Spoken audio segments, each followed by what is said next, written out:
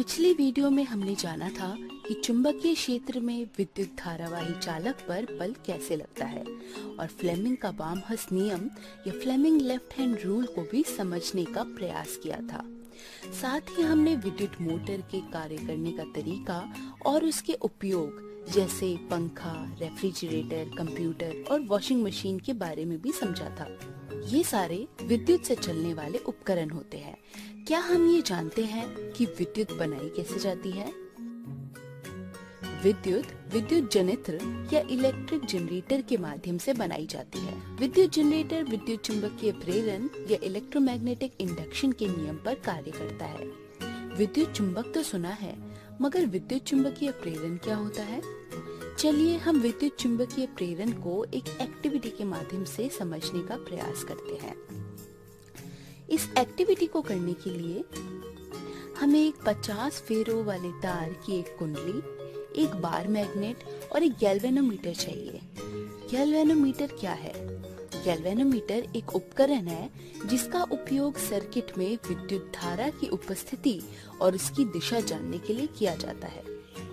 Galvanometer को कुंडली से इस तरह जोड़ने के बाद जब चुंबक के उत्तरी ध्रुव को कुंडली के एक सिरे की तरफ ले जाते हैं, तब गैल्वेनोमीटर की सुई में एक और विक्षेपण होता है।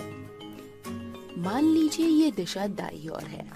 सुई का हिलना कुंडली में विद्युत धारा के होने का संकेत देता है और जैसे ही चुंबक की गति समाप्त होती है, गैल्वेनोमीटर में विक्षेपण शून्य हो जाता है। इसी तरह चुंबक के उत्तरी ध्रुव को कुंडली से दूर ले जाने पर सुई की दिशा बदल जाती है, जो ये दर्शाता है कि सर्किट में उत्पन्न विद्युत धारा की दिशा पहले से विपरीत है।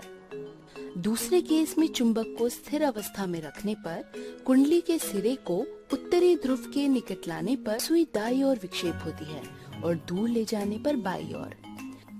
तीसरे केस में जब चुंबक के दक्षिणी ध्रुव को कुंडली के सिरे की ओर ले जाते हैं, तब सुई की दिशा पहले केस से विपरीत होती है।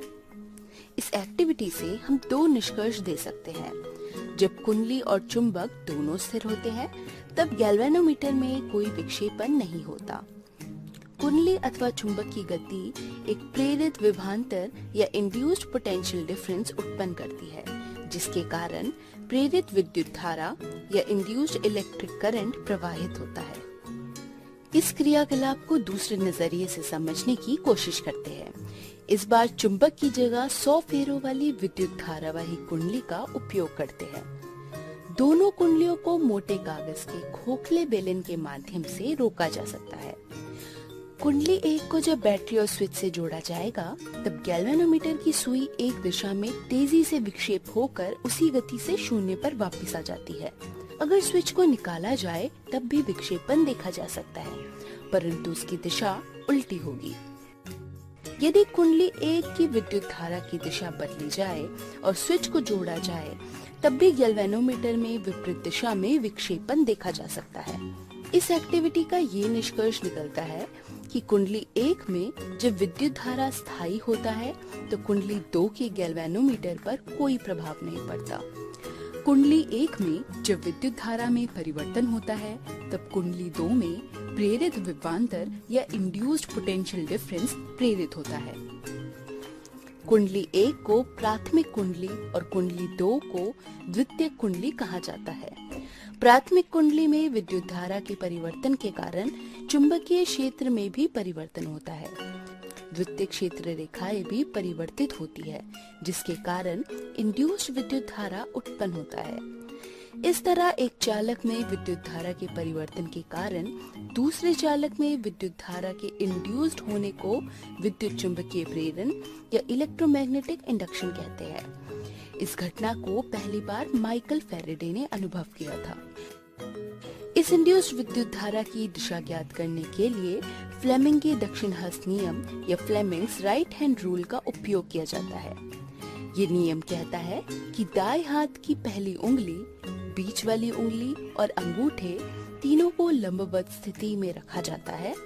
यहाँ पहली उंगली चुंबकीय क्षेत्र रेखाओं की दिशा बताती है और अंगूठा चालक की गति की ओर संकेत करता है। तब बीच वाली उंगली प्रेरित एवं प्रेरित विद्युत धारा की दिशा बताती है।